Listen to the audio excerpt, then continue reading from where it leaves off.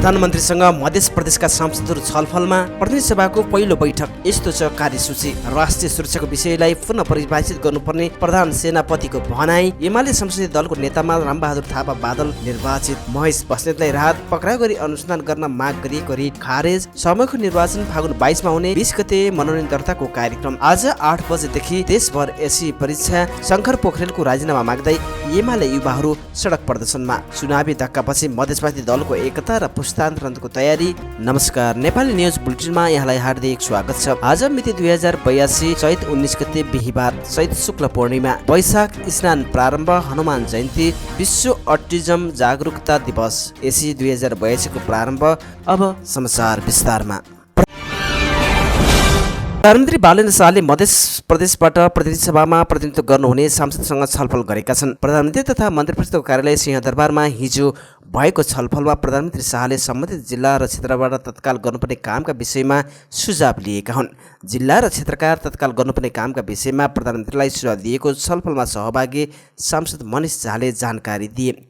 उनले भने स्वास्थ्य, शिक्षा, पूर्वाधार, भौतिक निर्माण, सिँचाइ, कृषि आदि विषयमा तत्काल र दीर्घकालीन रूपमा गर्नुपर्ने विषयमा प्रधानमन्त्रीसँग छलफल भयो। प्रधानमन्त्री शाहले सुदूरपश्चिम प्रदेशका सांसदसँग छलफल गरिसकेका छन्। गत फागुन 21 गते सम्पन्न प्रदेशसभा सदस्यको निर्वाचन पछिको पहिलो अधिवेशन आजदेखि सुरु हुँदैछ। राष्ट्रिय स्वतन्त्र पार्टीले करिब 2/3 बहुमत प्राप्त गरेपछि सुरु हुन लागेको यस अधिवेशनलाई राष्ट्रिय तथा अन्तर्राष्ट्रिय रूपमा महत्त्वका साथ हेरिएको छ। राष्ट्रपति रामचन्द्र पौडेलबाट नेपालको संविधान बमोजिम मन्त्री परिषदको सिफारिसमा सङ्घीय संसदको दुवै सदनको अधिवेशन आज दिउँसो 2 बजेका लागि आह्वान भएको छ। प्रतिनिधि सभाको उक्त अधिवेशन सिंहदरबार स्थित निर्माणाधीन सङ्घीय संसद भवनको बहुद्देश्यीय कक्षमा र राष्ट्रिय सभाको बैठक सङ्घीय सचिवालय स्थित पुरानो भवनमा बस्नेछ। यो राष्ट्रिय सभाको 20औं अधिवेशन हो। यसैबीच हिजो बसेको सर्वदलीय बैठकपछि संसद सचिवालयले सरकारको सम्भावित कार्यसूची सार्वजनिक गरेको छ, जसमा राष्ट्रपति कार्यालयबाट प्राप्त संसदको अधिवेशन आह्वान, मन्त्री परिषद गठन सम्बन्धीको पत्र वाचनदेखि सभामुखको निर्वाचन मिति प्रस्ताव रहेका छन्। संसदको पहिलो बैठक भएकाले आजदेखि बैठकमा दलीय आधारमा सांसदको सम्बोधन गर्ने कार्यक्रम समेत रहेको छ। प्रधान सेनापति अशोकराज सिग्देलले नेपालको भू राजनैतिक हाम्रा लागि अवसर र चुनौती भएकाले बदलिने विश्व परिवेशमा राष्ट्रिय सुरक्षाको विषयलाई पुनः परिभाषित गर्नुपर्नेमा जोड दिएका छन्। रक्षा मन्त्रालयको समन्वय र नेपाली सेनाको व्यवस्थापनमा शिवपुरी स्थित सैनिक कमान्ड तथा स्टाफ कलेजमा सञ्चालन गरिएको शिष्य 11औं उच्च स्तरीय राष्ट्रिय सुरक्षा तालिमको समापन अवसरमा प्रधान सेनापति सिग्देलले यस्तो धारणा राखेका हुन्।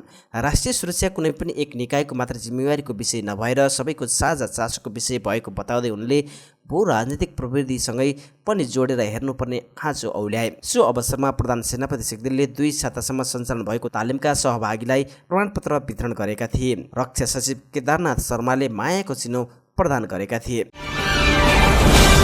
नेकपा एमालेको संसदीय दलको नेतामा रामबहादुर थापा बादल चयन भएका छन्। एमालेको केन्द्रीय कार्यालय ललितपुर च्यासलमा भएको बैठकपछि थापा निर्विरोध चयन भएका हुन्। बैठकमा दलको नेताका लागि सांसद स्वाङ नेवाङले चाहना राखे पनि पछि निर्विरोध रूपमा चयन भएको हो।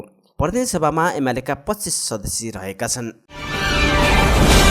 एमाले सचिव महेश बस्नेत विरुद्ध बलात्कार आरोपमा अनुसन्धान गरी कारबाही अगाडि बढाउन माग गर्दै शोभा पाठकले दिएको रिट उच्च अदालत पाटनले खारेज गरेको छ। न्यायाधीश सोमाकान्त मैनाली र केशव प्रसाद अधिकारीको इजलासले बुधबार उक्त निर्णय सुनाएको। पाठकले 2 वर्ष अघि बस्नेत विरुद्ध बलात्कारको जाहेर दिएकी थिइन्, तर पर्याप्त प्रमाण नपुगेको भन्दै सरकारी वकिलको कार्यालयले मुद्दा नचलाउने निर्णय गरेको थियो। सो निर्णय विरुद्ध पाठकले दिएको रिट यसअघि पनि खारेज भएको थियो। पछि पूरक जाहेर दिँदै पुनः अनुसन्धान र कारबाही माग गरिए पनि सरकारी वकिल कार्यालयले फेरि मुद्दा नचलाउने निर्णय गर्यो। त्यस विरुद्ध परेको रिट पनि अदालतले खारेज गरेको हो। उच्च अदालतले काठमाडौँ जिल्ला अदालतबाट समेत कारबाही प्रक्रिया अघि बढिरहेको देखिएकाले परामर्श जारी गर्न आवश्यक नठहरेको ठहर गरेको छ।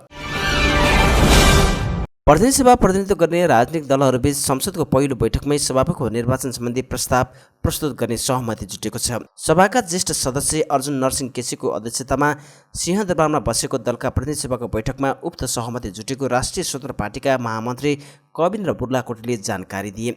सभामुखको निर्वाचन सम्बन्धी प्रस्ताव पहिलो बैठकमा प्रस्तुत हुने र 20 गते मनोनयन र 22 गते निर्वाचन गरी सहमति जुटेको उनले बताए।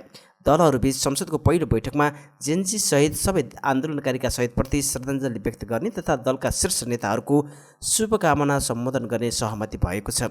बैठकले मौजुदा प्रतिनिधि सभा नियमावली हुँदासम्मका लागि पुरानै नियमावलीबाट प्रतिनिधि सभा बैठक सञ्चालन गर्ने र छिट्टै नयाँ नियमावली मसौदा गरेर जाने निर्णय गरेको छ। यस वर्षको माध्यमिक शिक्षा एसई परीक्षाको सम्पूर्ण तयारी पूरा भएको छ। राष्ट्रिय परीक्षा बोर्डले आजदेखि जापानको एक परीक्षा केन्द्रसहित देशभरका 1966 परीक्षा केन्द्रबाट बिहान 8 बजेदेखि एकैसाथ सुरु गर्ने गरी परीक्षा सञ्चालनको पूरा तयारी गरेको जानकारी दिएको छ। नेकपा एमालेका महासचिव शङ्कर पोखरेलको राजीनामा माग्दै अनेरा स्वभावका विद्यार्थीले प्रदर्शन गरेका छन्। अस्कल क्याम्पसबाट निस्किएका विद्यार्थीहरूले पोखरेलको राजीनामा मागसहित प्रदर्शन गरेका छन्। प्रदर्शनका क्रममा स्वाङ नेहाङको पक्षमा नारा लागेको छ। नेहाङ एमाले संसदीय दलको नेताका आकाङ्क्षी थिए, तर रामबहादुर थापालाई निर्विरोध निर्वाचन गराउन सांसदहरूलाई महासचिव पोखरेलले दबाब दिएको भन्दै युवाहरूले सामाजिक सञ्जालमा आपत्ति जनाएका छन्। सामाजिक सञ्जालमा राजनीतिक अभियान चलाइरहेका युवा विद्यार्थीहरूले बिहिबार राति सडक प्रदर्शन गरेका थिए। 21 फागुनको निर्वाचनमा नमिठो पराजय बेहोरेपछि मधेसवादी दलहरूले पार्टी एकता र युवा पुस्तालाई नेतृत्व हस्तान्तरणको तयारी गरेका छन्। जसपा नेपालका नेता हृदय त्रिपाठीले मधेसवादी दलहरूबीच एकीकरणको तयारी भइरहेको जानकारी दिए। 2048 सालपछि पहिलो पटक प्रतिनिधि सभामा प्रतिनिधित्वविहीन बनेपछि पार्टी एकता मात्र होइन, नयाँ किसिमको पार्टी बनाउने विषयमा नेताहरूबीच अनौपचारिक सहमति बनेको नेताहरू बताउँछन्। पार्टीलाई नयाँ ढङ्गले अघि बढाउने विषयमा छलफल चलेको छ। पुराना नेताहरू सक्षम र वा सल्लाहकारको भूमिकामा बसेर नयाँ पुस्ताको नेतृत्वमा ल्याउनेछौँ। पूर्व मन्त्री समेत रहेका नेता त्रिपाठीले भने युवा पुस्तालाई नेतृत्व हस्तान्तरण गर्नेमा एक किसिमको सहमति भए पनि कसलाई नेता बनाउने भन्ने विषयमा नटुङ्गिएको उनले बताए। राष्ट्रिय मुक्ति पार्टी नेपालका अध्यक्ष राजेन्द्र महतोले गम्भीर छलफल गरेर एकीकरणको निर्णय लिने बताए। गत फागुनको निर्वाचनमा मध्य प्रदेशका 32 मध्ये 30 क्षेत्रमा राष्ट्रिय स्वतन्त्र पार्टीले जितेको थियो। 13 लाख मतसहित राजसभा मधेसमा पहिलो पार्टी बन्दा 1,38,000 मतसहित जसपा नेपाल चौथो र 50,000 मत पाएको जनमत पार्टी 5औं स्थानमा झर्यो। सबै मधेसवादी दलले देशभरिबाट पाएको मत जोड्दा 3.5 लाख हुन्छ। यो यसपटक खसेको कुल मतको 3% भन्दा कम हो। यसले मधेसवादी दल मिलेको भए प्रतिनिधि सभामा प्रतिनिधित्व सम्भव थियो भन्ने देखाउँछ। खबरको अन्त्यमा 1 महिनाभन्दा बढी समयदेखि पश्चिम एसियामा जारी युद्धले नयाँ मोड लिएको छ। अमेरिकी राष्ट्रपति डोनाल्ड ट्रम्पले युद्धविराम हुन सक्ने बलियो सङ्केत दिएका छन्। आफ्नै स्वामित्वको सामाजिक सञ्जाल ट्रुथ सोसलमा पोस्ट गर्दै राष्ट्रपति ट्रम्पले इरानी समकक्षीले अमेरिकासँग युद्धविरामको प्रस्ताव गरेको दाबी गरेका हुन्।